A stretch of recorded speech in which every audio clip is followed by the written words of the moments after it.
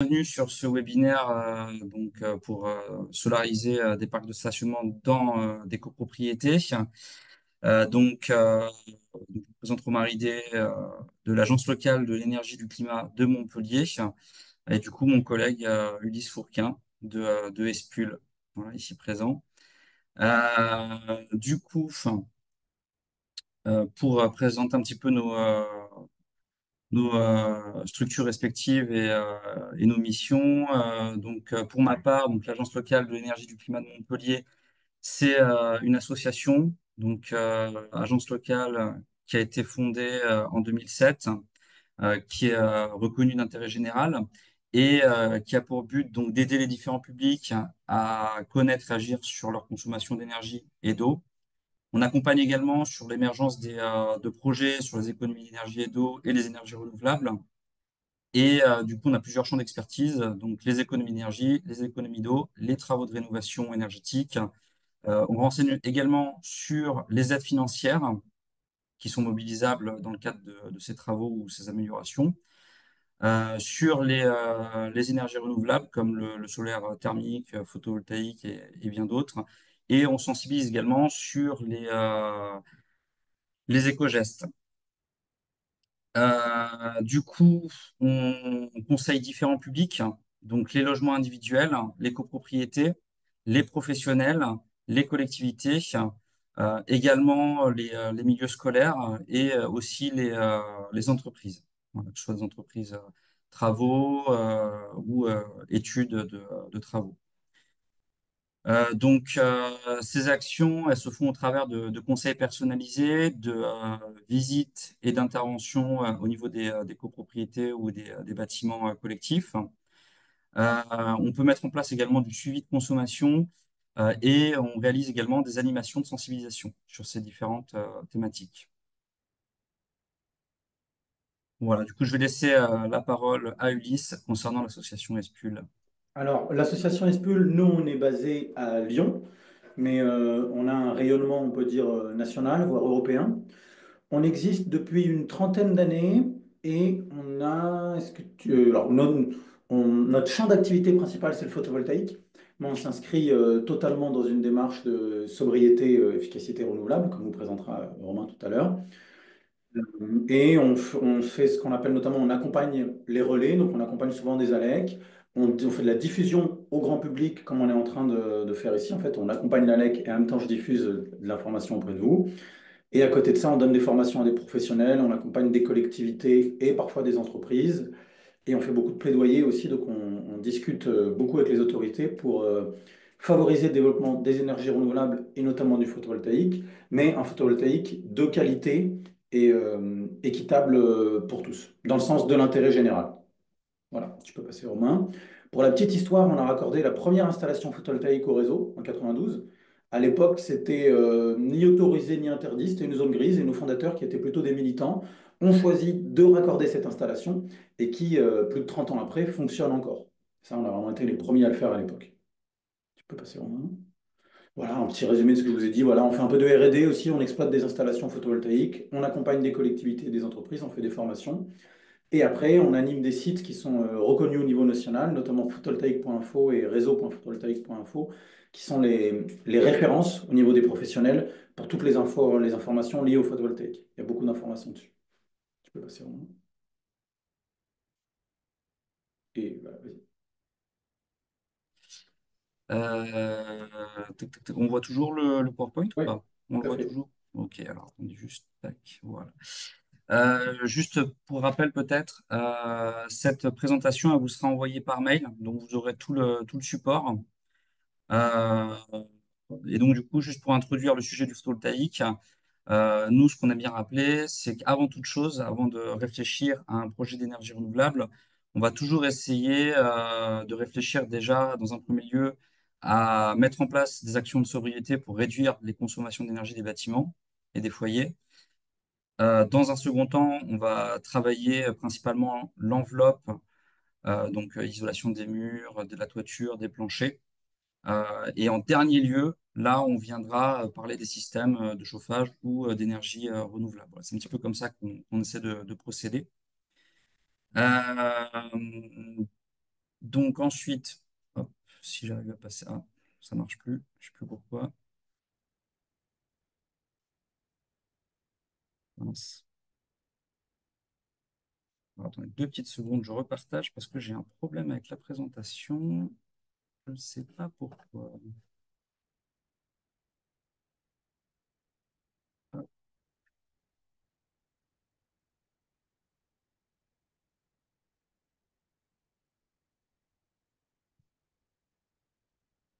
tac. Voilà, c'est bon. Du coup, donc on va faire dans un premier temps un focus sur la loi d'accélération de production des énergies renouvelables. En gros, qu'est-ce que c'est que cette loi? Qui est concerné? Quelles sont les échéances? Comment savoir si votre copropriété est concernée? À qui on fait appel dans le cas où on est concerné? Qu'est-ce que c'est une étude de faisabilité solaire? Est-ce qu'il y a des cas dérogatoires à la loi? Euh, Combien de temps peut durer la réflexion et la mise en place d'un projet solaire et quelles sont les sanctions du coup en cas de manquement à cette obligation. Voilà. Donc pour commencer, qu'est-ce que c'est que la loi APER? La loi accélération de production des énergies renouvelables. En copropriété, les parcs de stationnement extérieur existants qui font plus de 1500 mètres carrés ils ont l'obligation d'intégrer des ombrières solaires et ou des surfaces arborées sur au moins 50% de leur surface. Voilà, dans chacune des diapos, vous retrouverez du coup les sources des articles de loi. Donc ça, voilà, c'est l'article du 10 mars 2023. Les surfaces qui sont prises en compte, ça va être les emplacements de stationnement, les voies de cheminement et de circulation, donc comprenant les voies de cheminement et de circulation pour les voitures, les motos, les vélos et aussi pour les piétons. Tous les autres espaces, ils ne seront pas pris en compte. Donc là, on considère tout ce qui est espace vert, les espaces de repos, les zones de stockage, les espaces de logistique et de manutention et les espaces de déchargement. Du coup, donc, pour savoir si vous êtes concerné et à quelle échéance, ce qu'il faut savoir, c'est que si vous disposez d'un parc de stationnement de plus d'au moins 10 000 mètres carrés, vous avez une obligation de solariser ou végétaliser les surfaces à partir du 1er juillet 2026.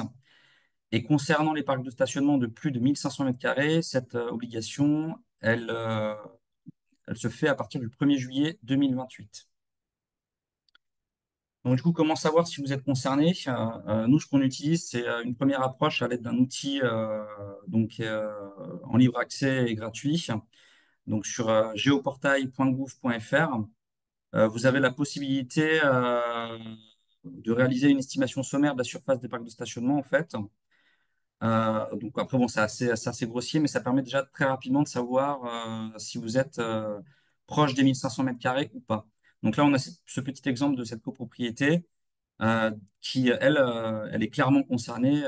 On est clairement au-dessus des 1500 mètres carrés de parc de stationnement. Et donc, du coup, il y a une réflexion qui est en cours pour solariser une partie du parc. Donc, à qui faire appel si votre copropriété est concernée? Donc, si vous voyez qu'il n'y a pas de doute et que vous êtes au-delà des 1500 mètres carrés de parc de stationnement.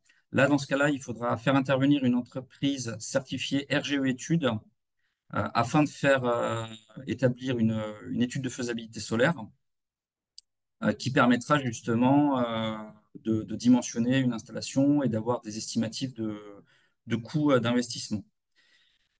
Vous allez retrouver un annuaire des professionnels RGE. Donc RGE, c'est reconnu garant de l'environnement, c'est un label qui permet de garantir la qualité de ces entreprises. Et donc cet annuaire, il est gouvernemental, en fait, vous l'avez sur le site France Rénov. Donc une étude de faisabilité, ça sert à quoi? Ça permet de vérifier la faisabilité technique, urbaine, architecturale et environnementale du projet. On vérifie également la viabilité économique du projet et ça permet éventuellement d'identifier ou d'attester d'une impossibilité qui permettrait à la copropriété de déroger à l'obligation de solariser. Voilà, il y a plusieurs cas dérogatoires. Donc, ces cas dérogatoires, ça peut être pour motif que le parc il est déjà ombragé par des arbres sur au moins la moitié de la superficie. Ça peut être, euh, si jamais vous avez un projet de végétalisation de parc sur au moins la moitié de la superficie, si jamais voilà, vous n'avez pas d'arbres actuellement, mais que vous envisagez d'arborer la moitié du parc, il y a cette dérogation qui est possible, qui n'était pas auparavant. C'est un amendement qui a été introduit au 12 mai 2025. Voilà, c'est tout récent. Vous avez également une dérogation si le projet de solarisation ou de végétalisation, euh, enfin il y a déjà un projet de solarisation et ou de végétalisation sur au moins la moitié de la superficie. Il peut y avoir également des contraintes de sécurité, des contraintes techniques, des contraintes environnementales, des contraintes urbaines, architecturales ou patrimoniales. Il peut y avoir aussi des contraintes économiques. Donc, si le projet il est non rentable ou qui compromet la viabilité économique ou la santé financière de la copropriété. Et il y a également un cas dérogatoire en cas de suppression ou de transformation totale ou partielle du parc de stationnement. Vous allez retrouver du coup à gauche chacun des articles ou des amendements qui fait référence au cas dérogatoire qu'on a évoqué à droite. Voilà. Si jamais vous voulez creuser plus en détail, vous avez toutes les sources ici. Donc maintenant, on va voir un petit peu combien ça dure, la réflexion et la conception d'un projet photovoltaïque. Ce qu'il faut se dire, c'est que déjà, avant toute chose, en AG, il va falloir voter un devis d'étude de faisabilité pour vérifier si on rentre bien dans l'obligation ou non, euh, pour pouvoir aussi attester ou non d'une dérogation et vérifier la viabilité technique et économique du projet. Donc, l'idéal, c'est de faire, nous, on préconise de faire 3 devis de, d'études de faisabilité pour pouvoir comparer un petit peu les, euh, les offres, aussi bien sur l'aspect technique que financier. Cette étude de faisabilité, elle va durer entre 6 et 12 mois, ça dépend de la complexité du projet. Et donc, du coup, comme je le disais tout à l'heure, ça va permettre de vérifier la faisabilité technique et la viabilité économique. Une fois qu'on a fait cette étude, idéalement, on essaie de se réunir en réunion d'information avant l'AG pour déjà partager les résultats de cette étude. Et ensuite, on fera un vote en AG euh, pour désigner un maître d'œuvre et un assistant à maîtrise d'ouvrage. Donc, le maître d'œuvre, ça va être la personne qui va s'occuper vraiment de l'aspect technique et du suivi des travaux. Et l'assistance à maîtrise d'ouvrage, c'est la personne qui va vraiment s'occuper de l'aspect administratif et éventuellement aller percevoir des aides ou voir comment on s'organise au niveau du financement et des prêts. Sachant que du coup, ça dépend des projets, hein, ça dépend de la taille, ça peut être obligatoire ou non selon les cas. Le maître d'œuvre, il est obligatoire à partir de 100 000 euros de travaux. Et l'assistance à maîtrise d'ouvrage, là après, c'est optionnel, mais par contre, voilà, c'est quand même un gros boulot. Donc, c'est bien de déterminer en AG qui fait quoi. À défaut, c'est le syndic qui s'en occupe.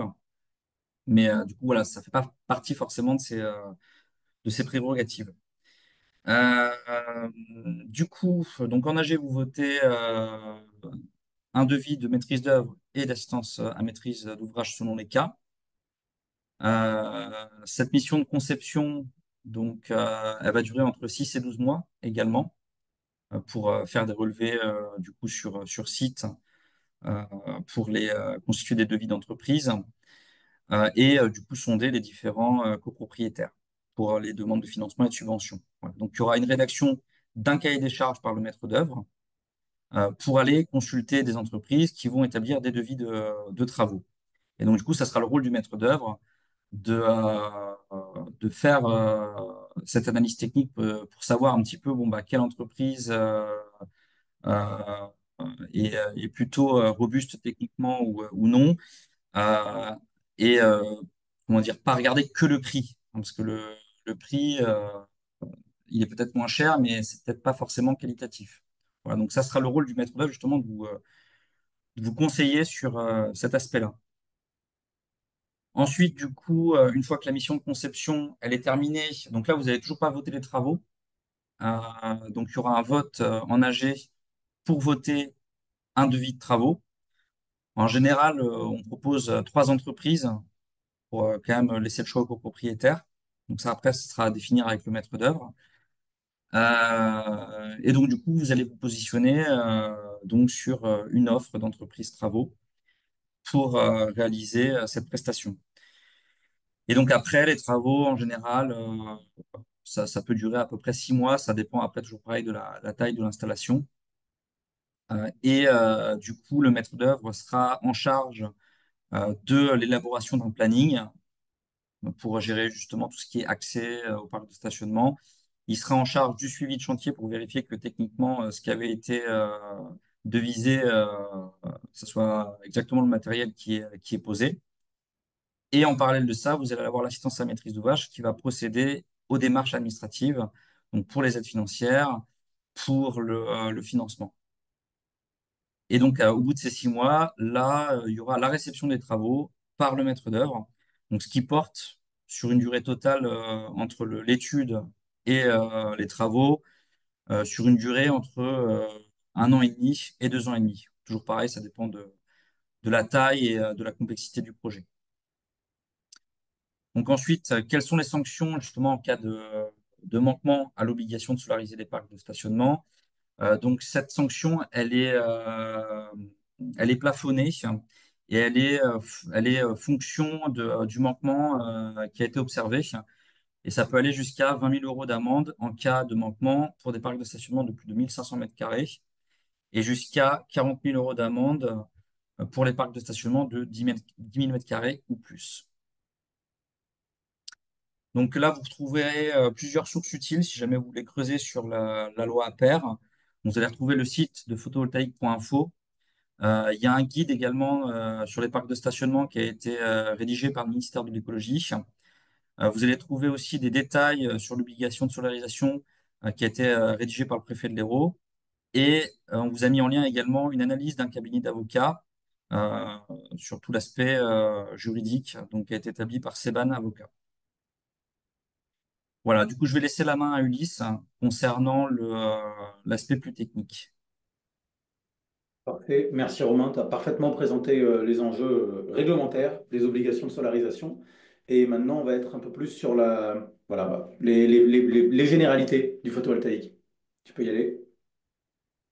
Alors déjà, j'aime bien faire une petite info intox sur le photovoltaïque, justement parce que en général, le grand public a quelques a priori, parfois, sur le photovoltaïque. Donc le premier que j'aime bien casser, c'est quelle est la durée de vie d'une installation photovoltaïque selon vous? Pendant combien de temps un panneau solaire photovoltaïque peut produire? Alors, d'habitude, on prend un peu le temps pour échanger, mais là, on est un petit peu chargé. Donc, je vais vous le dire, tu peux passer, Romain. On dit qu'un panneau photovoltaïque, il peut produire. Ah bah, je vois une réponse dans le chat, 20 ans.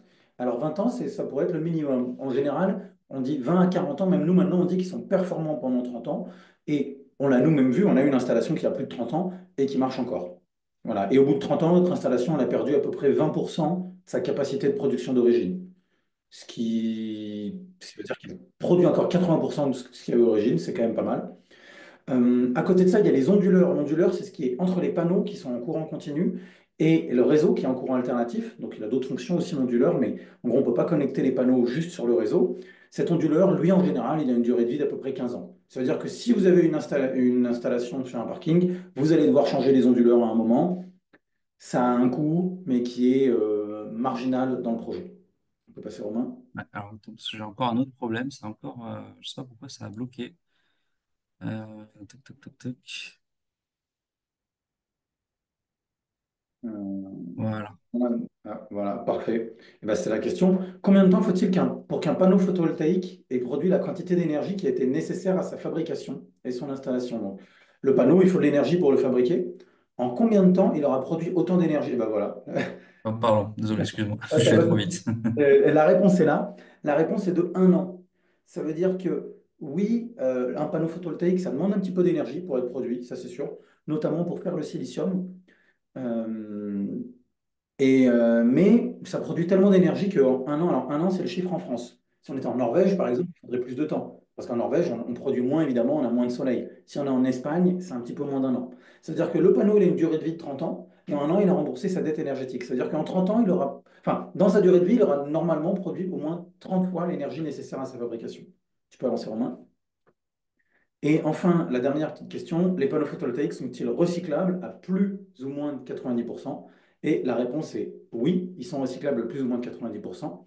Tout simplement parce qu'un panneau, en fait, c'est quoi? C'est du verre, un petit peu de plastique. En gros, c'est vrai que sur cette slide, on n'a pas les pourcentages, mais en gros, un panneau, 70% de son poids, c'est la plaque de verre qui vient protéger les cellules. Ensuite, on a quelques pourcents de plastique, quelques pourcents de conducteurs qui sont du cuivre et un petit peu d'argent sur les cellules. Le silicium, qui sont vraiment les cellules qui produisent l'électricité, ça c'est 3% de la masse du panneau à peu près. Et enfin, on a le cadre en aluminium qui fait 15% de la masse du panneau. Silicium, c'est un mot en ium, ça peut faire peur, on peut croire que c'est des terres rares ou des métaux rares. Il n'y a ni terres rares ni métaux rares dans un panneau photovoltaïque. Et le silicium, à la base, c'est fait à partir de quartz qu'on chauffe à très très haute température. Et le quartz, en fait, c'est du sable. Le sable, c'est du quartz un petit peu concassé.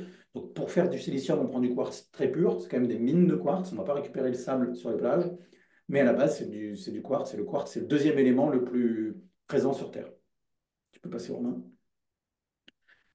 Ici, on vous parle bien de solaire photovoltaïque. C'est important. On fait de l'électricité avec l'énergie du soleil. À côté, il y a les panneaux solaires thermiques qui, eux, font de l'eau chaude. On a un fluide qu'on dit caloporteur qui va venir récupérer l'énergie du soleil dans le panneau. Et après, on va dans le ballon d'eau chaude, on fait un échangeur et on récupère la chaleur qui allait dans ce fluide et qui va dans le ballon d'eau chaude thermique. Là, aujourd'hui, on parle vraiment de solaire photovoltaïque. On produit l'électricité avec. Tu peux passer, Romain. Il y a différents types de panneaux. Globalement, c'est vrai que maintenant, ils sont quasiment tous monocristallins. Si par hasard, vous avez un artisan qui vous propose autre chose que des panneaux monocristallins, c'est qu'il est vraiment plus à date et il faut en prendre un autre. Et les rendements des panneaux vont de 19, même les moins performants, à 22, voire 23, 24 maintenant. Ça veut dire que 23% de l'énergie reçue par le panneau sera transformée en électricité. Tu peux passer vraiment. Alors, les différents types de supports pour les ombrières photovoltaïques, il y en a plusieurs. On va du simple poteau, double poteau en Y. Globalement, ceux en simple poteau, donc avec un seul poteau, avec ou en Y d'ailleurs, ou simple poteau ou en Y, sont moins chers que ceux à double poteau parce qu'il y a moins de métal utilisé. Et avec ça aussi pour la hauteur de ces installations. Maintenant, pour les installations de plus de 100 kg, il va falloir que l'ombrière soit au minimum, le point le plus bas du panneau soit à 2,5 mètres et que le point médian soit à 4 mètres. Voilà, c'est la réglementation actuelle. Tu peux passer. Romain. Pour vous expliquer rapidement ce qu'il y a dans une installation photovoltaïque, bah, en premier, on a notre panneau solaire. Alors, panneau photovoltaïque, panneau solaire. Panneau solaire, c'est un peu un abus de langage parce que ça pourrait être un panneau thermique aussi. Mais usuellement, on dit panneau solaire. Ensuite, on a un boîtier de protection DC, c'est ce qui va venir nous permettre de déconnecter notre panneau, nos panneaux de notre onduleur. Ensuite, en trois, justement, on a l'onduleur qui permet de convertir le courant continu des panneaux au courant alternatif sur le réseau. Il a d'autres fonctions aussi de protection ondulaire, on n'a pas le temps d'en parler aujourd'hui. Après, en 4, on a le boîtier de protection AC, donc pour pouvoir découpler l'onduleur. Ensuite, en 5, on a le compteur de production ou d'injection, si on est en autoconsommation ou pas. En 6, on a le réseau. Normalement, si vous faites des ombrières sur des parkings, pardon, vous serez connecté au réseau. Après, en 7, on voit votre compteur de production et en 8, les consommations domestiques ou collectives, typiquement les charges, les communs ou autres. Tu peux passer en Euh, voilà, le panneau photovoltaïque 30 à 40 ans, on l'a dit. Les onduleurs, il y en a ou des centraux, ce qui veut dire que vous avez un onduleur pour plusieurs panneaux, soit ce qu'on appelle des micro-onduleurs. Ça, c'est vous avez un onduleur pour un, voire deux panneaux. En général, sur les ombrières de parking, c'est plus des onduleurs centraux. Là, on vous proposera des micro-onduleurs si vous avez beaucoup d'ombrage sur votre installation, où là, ça peut être intéressant d'avoir des micro-onduleurs. Voilà. Parfois, vous pouvez avoir des appareils qui optimisent l'autoconsommation. Ce n'est pas trop le cas dans les grosses installations. Et les optimiseurs de puissance, c'est autre chose, on peut passer. Les unités, pour qu'on soit d'accord, c'est important de les comprendre.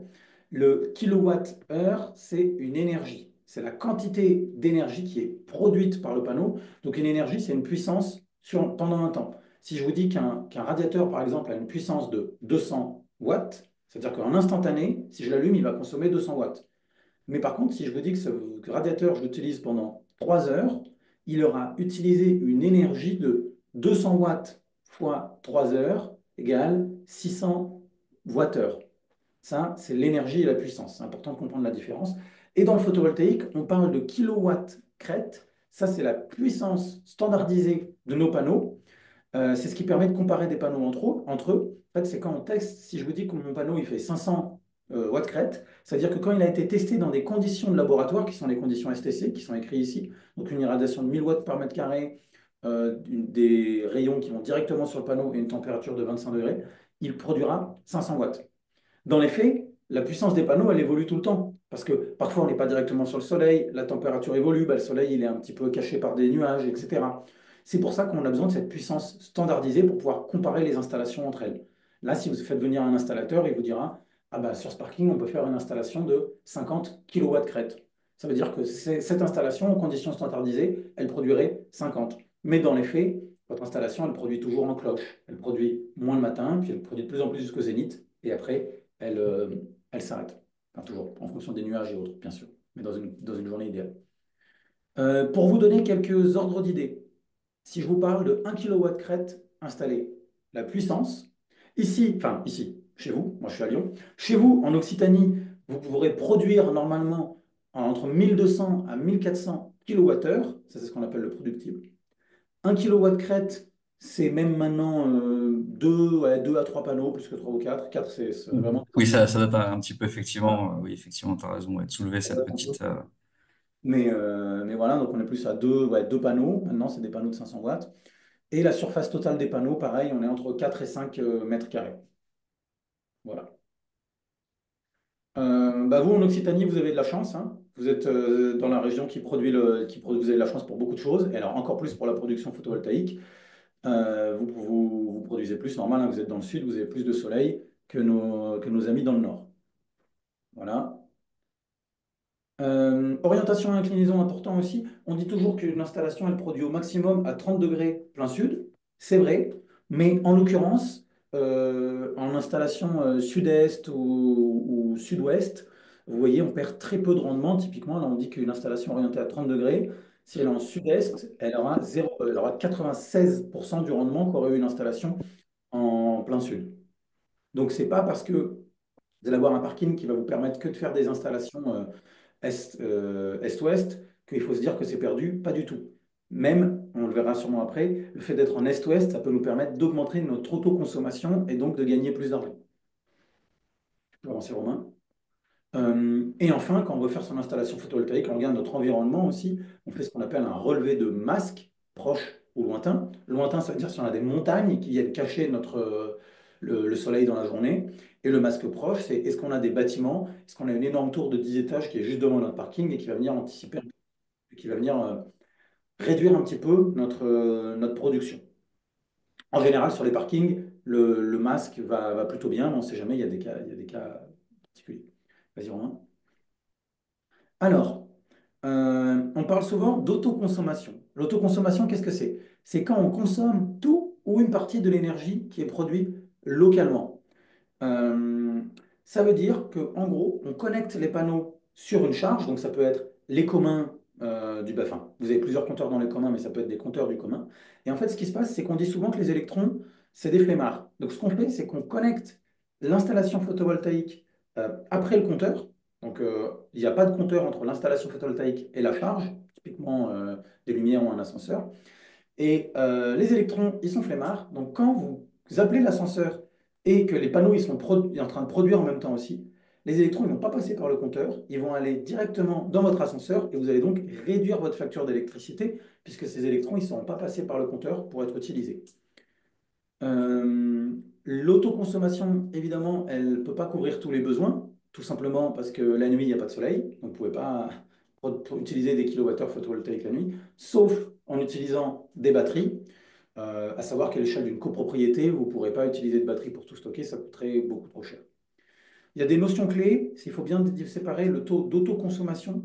Le taux d'autoconsommation, c'est quelle est la part de l'énergie produite qui est utilisée, et le taux d'autoproduction. Le taux d'autoproduction, c'est quelle est la part d'énergie autoconsommée qui est utilisée par rapport à la part d'énergie totale. Bah voilà, vous avez d'ailleurs ce petit graphique là. Typiquement, si on prend ce graphique, vous voyez, on a en gris notre charge, donc ce qu'on consomme, et en orange et en jaune, on a notre Moi, taux de production photovoltaïque. Vous voyez, occupe-toi vraiment de faire le ménage dans ta chambre, s'il te plaît. je vous ai dit une Si, courbe. Ok? si vous pouvez couper vos micros, s'il vous plaît. C'est gentil. Euh, voilà, vous avez votre courbe. Quand on parle de taux d'autoconsommation, comme vous le voyez à gauche, c'est la part autoconsommée, donc en jaune, sur la production totale, en jaune plus orange.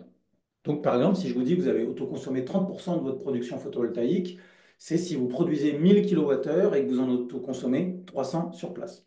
Le taux d'autoproduction, lui, c'est vraiment le taux de réduction de facture. Mais ce n'est pas pareil que le taux d'autoconsommation. Le taux d'autoproduction, lui, c'est la production utilisée sur la consommation totale. Donc ici, on a notre jaune sur notre jaune plus notre gris. Ça veut dire que si vous autoconsommez, par exemple, je reprends mon exemple de tout à l'heure, vous avez 1000 kWh de production, 300 kWh de consommés, mais imaginons d'autoconsommer, pardon, mais imaginons que vous consommez vous-même 30 000 kWh par an. Vous aurez autoconsommé 300 kWh sur ces 30 000, ça veut dire qu'en fait, vous aurez 1% de taux d'autoproduction. Voilà, à ne pas mélanger. Tu peux avancer, Romain. Maintenant, les modèles économiques. Quand vous avez une installation, vous avez plusieurs façons de valoriser la production. Donc, il y a l'autoconsommation, comme on a parlé, mais il y a plusieurs types d'autoconsommation. Et il y a aussi la vente totale. Voilà, donc je vais vous présenter d'abord la vente totale et après on verra les différents types d'autoconsommation, sachant qu'il y a l'autoconsommation collective aussi, qui est une autre subtilité. Tu peux avancer, Romain. Alors, la vente totale, c'est le plus simple. Vous avez une installation photovoltaïque, il y a un compteur qui est dédié pour cette installation. Tous les kilowattheures produits sont vendus à un tarif. Alors, si vous souhaitez bénéficier de l'aide du gouvernement à un tarif défini à l'avance, vous pouvez signer un contrat de 20 ans avec le gouvernement, c'est ce qu'on appelle l'obligation avec EDF, obligation d'achat, c'est ce qu'on appelle l'obligation d'achat. Mais il y a aussi d'autres acteurs qui peuvent vous proposer d'acheter votre électricité, souvent pour des contrats plus court. Et c'est selon la taille de l'installation. Ça, il faudra voir en fonction de la taille de votre parking et à voir avec l'acteur qui vient vous faire l'installation pour trouver la meilleure façon de valoriser la production. Ça, c'est très important quand vous faites un cahier des charges, de demander à l'opérateur de faire une étude de business plan en vente totale et une étude en autoconsommation pour voir laquelle est la plus rentable. Voilà, donc quand on est en vente totale, c'est très simple. On produit, on a le compteur qui compte la production, on vend au tarif défini et c'est bon. Après, quand on est en autoconsommation, c'est différent. Oui, voilà. Je passe direct sur l'autoconsommation du Ouais, on coup. peut passer sur l'autoconsommation. Sur l'autoconsommation, c'est différent. Là, comme je vous disais, les panneaux, ils sont branchés après le compteur, directement sur la charge. Et donc, ils vont pour, quand vous tirez des kilowattheures et que vos panneaux ils produisent en même temps, vous allez réduire votre facture parce que ces électrons, ces kilowattheures, ils ne viendront pas du réseau. Euh, Le, je vais dire le souci, mais la particularité, c'est qu'en copropriété, vous avez des compteurs un peu pour chaque élément, pour les lampes, pour les parkings, pour les ascenseurs, etc. Donc parfois, ce qui peut se faire, c'est on prend on connecte les panneaux sur plusieurs compteurs en fait. Voilà. Et dans tous les cas, quand il y a du surplus, donc quand ce n'est pas autoconsommé directement par les composants, là aussi, vous pouvez le vendre, donc soit à l'État dans le cadre de l'obligation d'achat, soit parfois à des acteurs privés qui acceptent d'acheter votre surplus. Voilà, tu peux avancer. Voilà. Alors là, autoconsommation individuelle sur les parties privatives. Pareil, je vous ai parlé de brancher les panneaux sur les charges communes, mais on peut aussi imaginer que vous avez 10 kW crête installés et que vous avez 10 logements, donc vous connectez 1 kW crête par logement. Dans les faits, c'est un peu plus compliqué à faire parce que ça veut dire vraiment qu'il faut tirer 10 fois des raccordements et les se raccorder dans les 10 logements, ça peut coûter un petit peu plus cher. Mais parfois, pour les petites copropriétés, par exemple, on peut le faire. Mais du coup, si vous voulez partager la production entre les différents copropriétaires, il y a une autre solution, tu peux nous la passer, Romain, c'est l'autoconsommation collective. Alors, l'autoconsommation collective, comment ça marche? En fait, votre installation elle est connectée sur un seul compteur. Et la production, on va administrativement parlant la répartir entre les différents copropriétaires. Alors, les clés de répartition peuvent être définies à l'avance ou dynamiques, on peut les faire évoluer après. Mais en gros, ce qui se passe, c'est que si à un instant T, votre installation, enfin, pendant une période de temps, votre installation elle produit, disons, 10 kWh et que vous êtes 10, on peut assigner à chacun des copropriétaires 1 kWh. Et ce kilowattheure viendra réduire sa facture électrique. Alors, à la petite subtilité que ça ne réduit pas toute la facture, ça ne réduit que la part énergie. Il faut quand même payer notamment les frais d'utilisation du réseau, le TURP, et ce qu'on appelle les frais d'accise qui sont de 4 à 6 centimes à peu près. Voilà, les taxes d'accise et le TURP. C'est ça. Ensuite, vous avez une autre option, c'est si vous ne voulez pas spécialement gérer le projet, que personne ne se sent dans la copropriété ou autre, vous pouvez faire appel à un tiers investisseur privé ou une centrale citoyenne. Eux, qu'est-ce qu'ils font? Alors les tiers investisseurs privés, on appelle ça des développeurs aussi. Eux, c'est leur métier, c'est faire des installations photovoltaïques et en fait, ils vont vous louer le parking. Ça veut dire qu'ils vont dire, bah, vous avez tel parking, nous on va faire une installation dessus. On gère l'installation, on gère la mise en place, on gère la gestion de projet, on gère la vente de l'électricité et on vous donne tant d'euros par an en fonction de la surface. Ça se fait pour des privés. Et les centrales citoyennes font ça aussi. Les centrales citoyennes, c'est des citoyens qui sont mis ensemble pour faire des projets d'énergie locaux, souvent avec des financements locaux participatifs. Ça veut dire que si vous avez un projet citoyen sur votre parking, on peut imaginer que vous participiez à ce projet. Ça, c'est vraiment une démarche de réappropriation de l'énergie citoyenne. Et eux aussi, ils cherchent souvent du foncier à solariser. Donc pour l'instant, ils font plus des toitures que des parkings, mais ils vont peut-être qu'il y a des groupes près de chez vous qui vont s'y mettre. Donc dans ce cas-là, ben voilà, je vois que vous avez des sites en bas sur la diapo de Romain. Voilà. Ouais, juste pour exemple, oui, effectivement, la copropriété que je présentais tout à l'heure, ils sont dans ce cas de figure-là, ils sont en train d'étudier la solution du tiers investissement pour solariser tout le parc de stationnement. Ouais. C'est une solution qui se fait quand même beaucoup. Ça facilite les choses. Et donc, oui, juste pour aussi donner une petite info en plus. Donc, non seulement, bon, vous avez le loyer qui vous est reversé pour la location de la surface. Bon, ça, c'est pas un gros gain financier. Ce qui est surtout intéressant, c'est que vous pouvez avoir un tarif réduit du coût de l'électricité. Ça, c'est pas dans tous les cas. Ouais. Peut-être que toi, tu C'est as à vu des voir sur projets les qui peuvent le contrats. Ouais. faire et c'est top, mais c'est pas toujours le cas. Pour vous donner une échelle de coût, euh, alors plus l'installation est grande, moins elle est chère, hein. Effet d'échelle tout simplement. Pour une installation entre 100 et 500 kW crête, vous vous souvenez, on a dit que 1 kW crête, c'est à peu près 5 mètres carrés. Donc 100, on serait sur un parking de 500 mètres carrés. 700, je crois qu'on avait regardé pour avoir les 750 mètres carrés, la moitié des 1500, du coup. On La peut regarder moitié. pour ça. Ah oui, Donc oui, oui, c'est 500, c'est ça, c'est à peu près 500, ça dépend de oui, la technologie, oui. ça dépend de pas mal de choses, mais environ. Voilà, donc vous êtes à peu près entre 2000 et 1600 euros TTC du kilowatt crête. Et au-dessus de 500, là vous êtes plus entre 1600 et 1100 euros TTC du kilowatt crête. Voilà, on a des économies d'échelle. Alors attention, ce qui peut coûter cher parfois, c'est le raccordement. Ça, vous pourrez le savoir qu'en faisant une étude. C'est le professionnel qui vous dira, ah bah tiens, le raccordement. Donc, le raccordement, c'est connecter une installation qui peut être très puissante au réseau électrique qui peut être vétuste. Donc parfois, il faut qu'Enedis, le gestionnaire du réseau, renforce l'installation électrique, ce qui peut coûter cher. Et globalement, c'est ça. Voilà, vous pouvez avoir d'autres choses, le passage du consuel, le pilotage de la consommation. Tu peux passer, Romain. Pour les aides financières, ça, c'était le tarif, en gros. Alors, on vous l'a mis à titre indicatif, mais ça évolue régulièrement. D'ailleurs, pour les installations de plus de 100 kW crête, maintenant, on est passé en appel d'offres simplifié et le tarif ne peut pas être vraiment su à l'avance. Ça dépendra un peu de plusieurs caractéristiques du projet.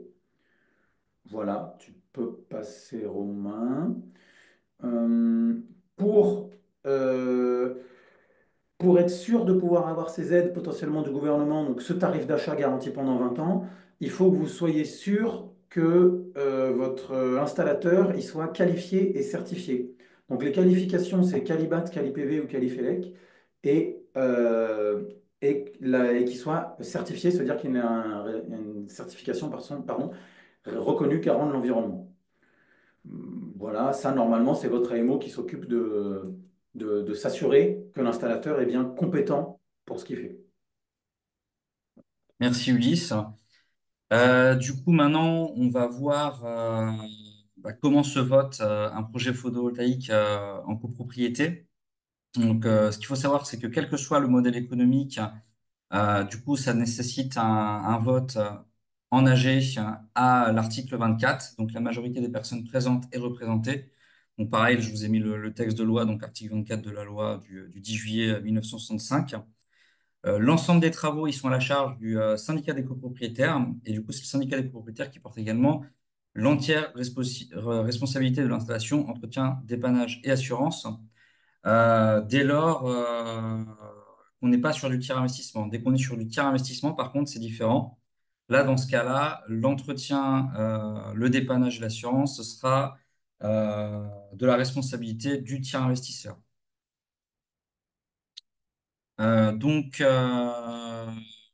Pour vendre de l'électricité, la copropriété, elle doit disposer d'un numéro SIRET. C'est pas nécessaire de créer une association ou une entreprise. En gros, vous pouvez faire une demande par mail à l'INSEE. Vous avez l'adresse qui est ici. Et donc, du coup, la copropriété, elle devra joindre à la demande de certificat, enfin, pour la demande du numéro SIRET, elle devra joindre le certificat d'immatriculation au registre national des copropriétés. Donc, ça, c'est géré par l'ANA. Et pareil, là, vous avez le lien pour accéder à cet annuaire. Le SIRET, du coup, il est attribué sous un mois. Ensuite, concernant la fiscalité, là, on est sur le régime d'imposition d'une entreprise, on n'est pas sur le régime d'imposition d'un particulier. Du coup, ça va être le syndicat de copropriété qui va déclarer le chiffre d'affaires en tant que personne morale. Et du coup, ça sera nécessaire que le syndicat des copropriétaires dispose d'un numéro fiscal pour cela. Et par contre, dans ce cas de figure-là, donc régime d'imposition d'une entreprise, vous ne pouvez pas être exonéré d'impôt sur les revenus issus du photovoltaïque. Voilà, il faut vraiment avoir cette information-là et du coup la chiffrer et la prendre en compte dans le calcul du temps de retour sur investissement.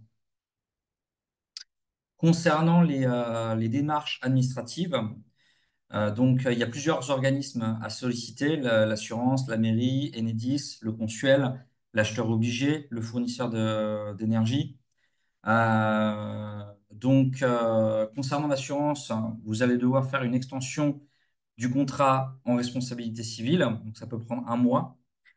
Il y a une déclaration préalable de travaux ou, selon les cas, ça peut être une déclaration de permis de construire auprès de la mairie. Ça peut prendre entre 1 et 3 mois.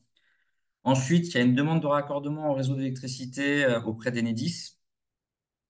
Il y a une attestation de conformité de l'installation photovoltaïque qui est faite par le consuel. Ça, c'est assez rapide. En général, ça prend 2 semaines. Ensuite, il faudra établir un contrat avec obligation d'achat sur 20 ans de l'électricité produite auprès d'un acheteur obligé. Donc ça, après, il y en a plusieurs. Vous avez EDF et d'autres qui peuvent vous proposer ce type de contrat. Donc ça prend en général 2 mois selon l'acheteur obligé. Et ensuite, du coup, il y aura, une fois que vous aurez passé le, vous aurez expiré au niveau du délai de vente avec obligation d'achat. Là, il faudra se rapprocher auprès d'un fournisseur d'énergie pour établir un contrat sans obligation d'achat de l'électricité produite. Voilà, ça c'est, euh, c'est après, au bout de 20 ans, si je ne dis pas de bêtises, Ulysse.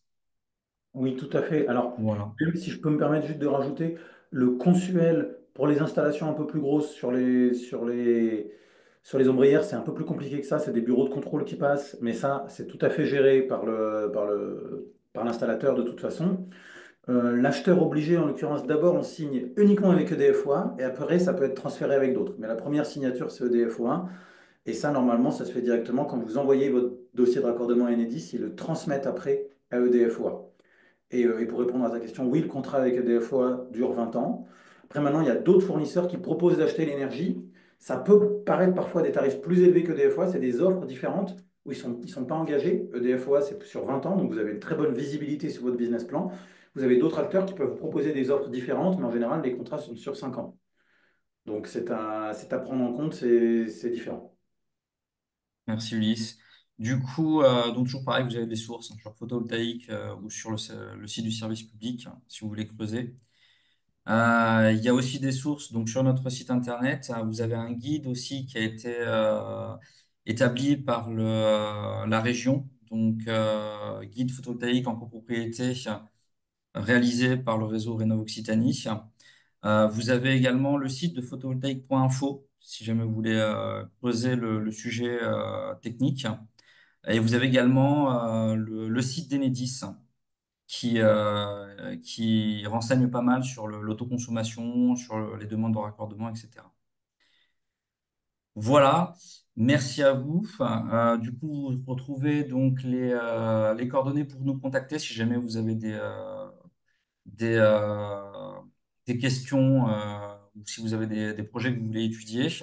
Donc, notre numéro de téléphone, donc, on est joignable du mardi au vendredi de 13h à 18h. Vous avez également notre adresse mail, donc copro@alec-montpellier.org. Et vous avez également notre formulaire de contact si jamais voilà, vous voulez nous contacter via notre site. N'hésitez pas du coup à nous donner la satisfaction sur ce webinaire. Et donc du coup là maintenant on va passer sur les questions. Si jamais vous avez des questions, n'hésitez pas à les poser soit dans le chat ou oralement. Voilà, on pourra y répondre. On est là pour ça. C'est compliqué de vous donner toutes les informations sur ce type de projet en 1 heure, donc je ne serais pas étonné si vous avez des interrogations.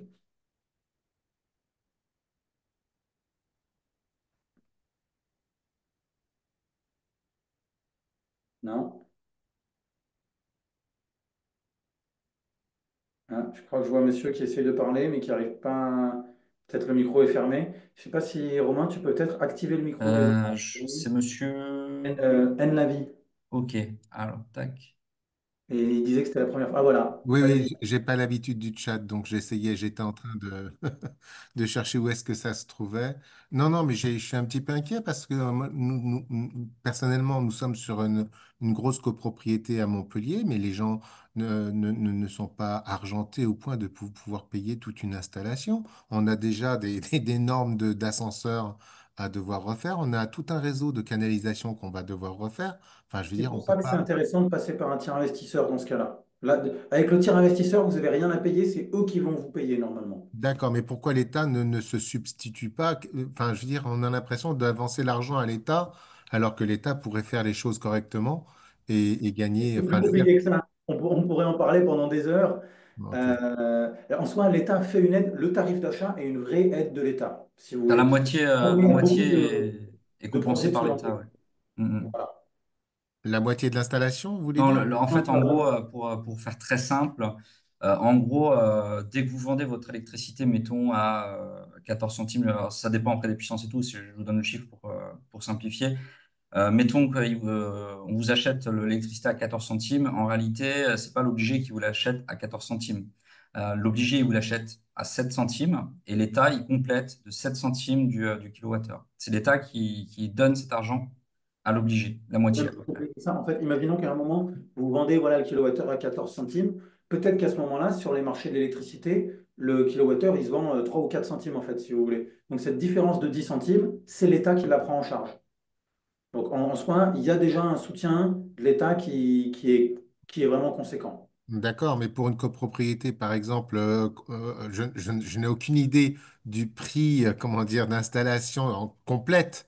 en disant, puisque ça sera à partir de 1500 mètres carrés, si j'ai bien compris, si on a sur notre copropriété un parc de stationnement qui dépasse les 1500 mètres carrés, on va être dans l'obligation de faire ces travaux, que ça nous plaise ou pas, si j'ai bien compris.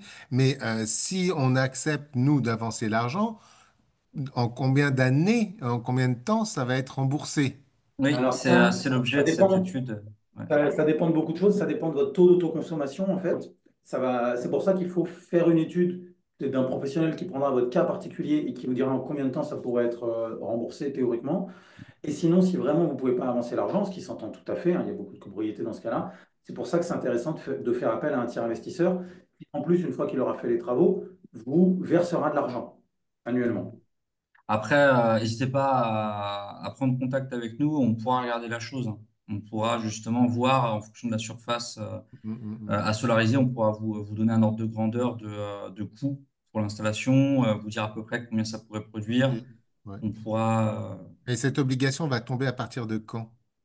Alors, c'est ce que je disais au tout début, 2028. c'était 2000, si je dis pas de bêtises, je crois que c'était 2028, on l'avait tout au début. Pour Oui, c'est 1500 ça. mètres carrés, c'est 2028, 1er janvier Ouais. 2028.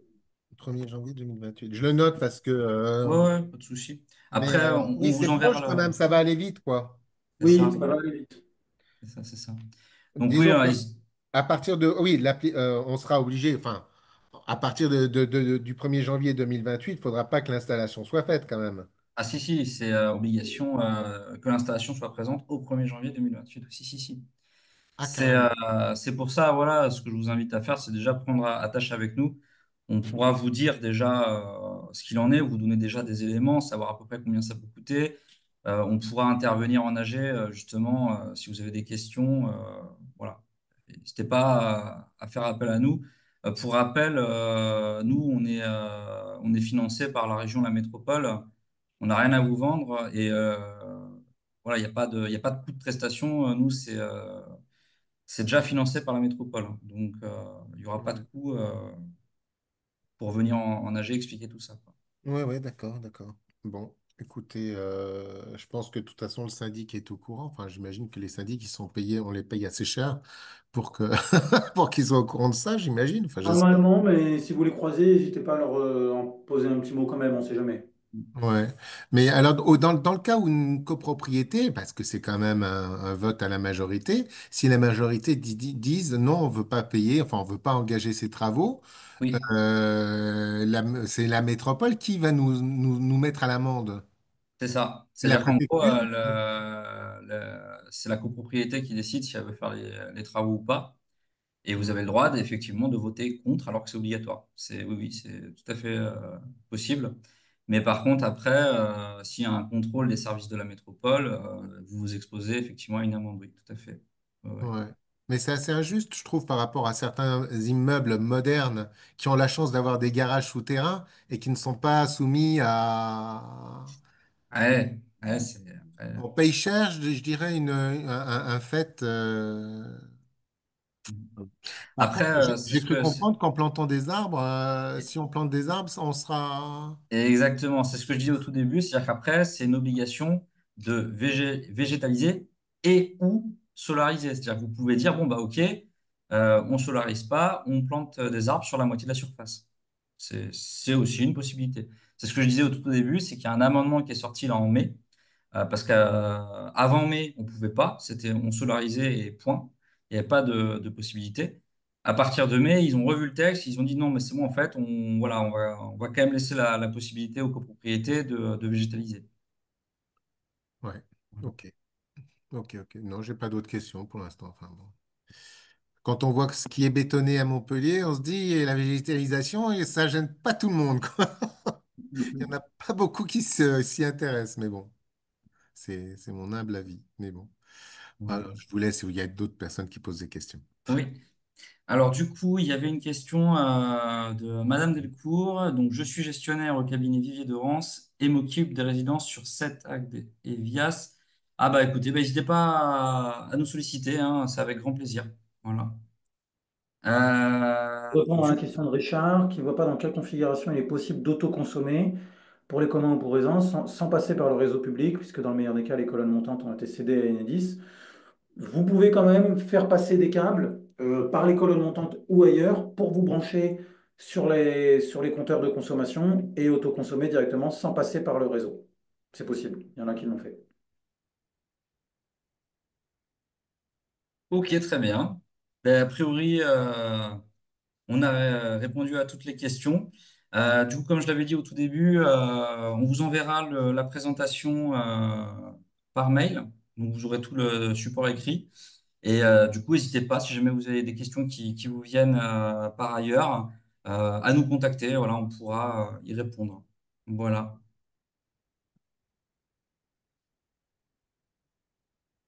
Voilà. Donc, du coup, monsieur Navy, effectivement, donc les fichiers à l'écran vous seront envoyés.